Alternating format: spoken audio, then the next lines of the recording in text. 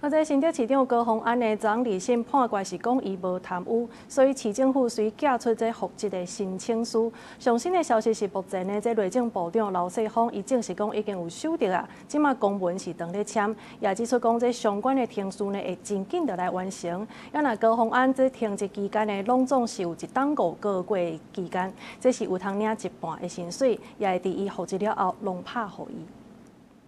因为感谢助理费案件，新竹市长高虹安即马是互人停职，但是二审高院改判贪污部分无罪，所以高虹安会当申请复职。内政部证实，16尾暗已经收到新竹市政府的申请。我们在昨天下班左右接到新竹市政府来的函那请求就是让高虹安回复新竹市长的职务。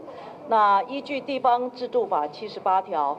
我们现在这个公文正在签办当中。内政部长刘世芳讲，正伫咧处理相关程序，因那高虹安停职1年5个月，半岁本行，也伫咧复职了发予期。大家注意的是，高院判决理由之一是根据立法院会函内面讲，公费助理经费是立委补助费性质，所以法官认定相关费用立委会当担心运用。 有人在质疑说，立院这边是不是护航高虹安的官司这样子？完全没有，完全没有。谢谢。助理的这个费用的细依法处理，好，依法处理。国民党立委陈玉珍这份提修法，将助理费改由立委统筹运用，而且免检举核销，让人质疑是为助理费度罪化，引起争议。立法院司委会办中央甲地方民代聘用助理制度公听会，听专家学者的意见。 好的制度应该是要给予主事者更多的弹性，但是这个弹性绝对不是把助理的费用变成自己的薪资。我也赞同，不太适合再把公费助理放在立法院组织法里面。